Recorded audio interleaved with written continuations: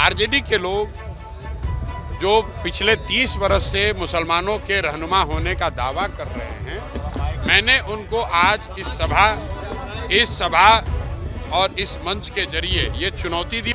तुम पहले मुसलमानों का जिनका वोट लेते रहे हो 30 बरस से, उसका हक मारी बंद करो और हिम्मत हो तो उनको आबादी के हिसाब से टिकट देके दिखाओ।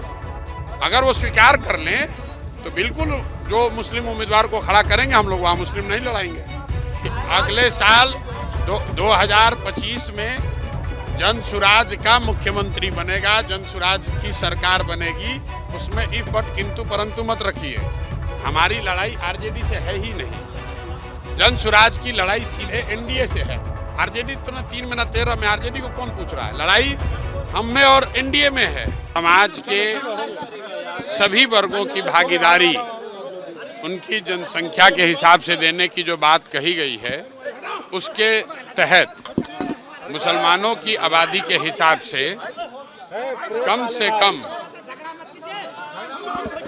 कम 40 विधानसभा सीटों पर मुसलमान समाज के काबिल लोगों को चुनाव लड़ाने का ऐलान पहले से किया गया है। और ये जो जनसुराज में पहले से अन्य वर्गों के लिए बात कही गई है, उसके अनुरूप है, ये कोई अलग नहीं है।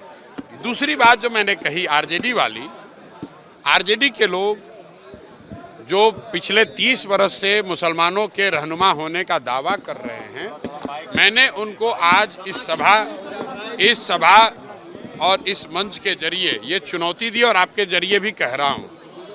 अगर वो ये कह रहे हैं कि भाई जनसुराज के लोग आएंगे, वो मुसलमान अगर उनको वोट देगा तो वोट बटेगा, तो मैं उनको कह रहा हूं कि जहां पर भी मुस्लिम उम्मीदवार आपके जीते हुए हैं, आप खड़ा करो मुस्लिम उम्मीदवार।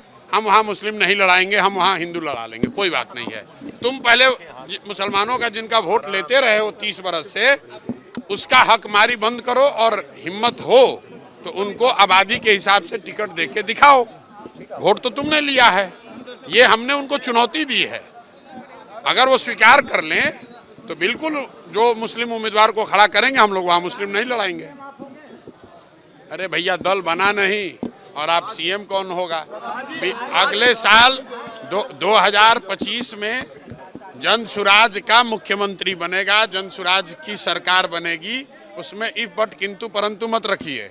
बाकी कौन बनेगा, देश राज्य की जनता होशियार है, वो चुनकर अपने आप बता देगी। आरजेडी प्रोटेस्ट पे बैठी हुई है सेंसस को लेकर और जिस तरीके से शेड्यूल्ड लाइन में डालने की बात थी ओबीसी कोटा को, उसको लेकर भाई आरजेडी को जो करना है करे। हमारी लड़ाई आरजेडी से है ही नहीं, जनसुराज की लड़ाई सीधे एनडीए से है। लोकसभा के चुनाव के नतीजों को अगर आप देखिएगा तो 176 सीट पर तो एनडीए आगे है। आरजेडी तो ना 3 में ना 13 में, आरजेडी को कौन पूछ रहा है? लड़ाई हम में और एनडीए में है। आरजेडी चाहे धरने पर बैठे या चाहे जाकर अनशन पर बैठ जाए।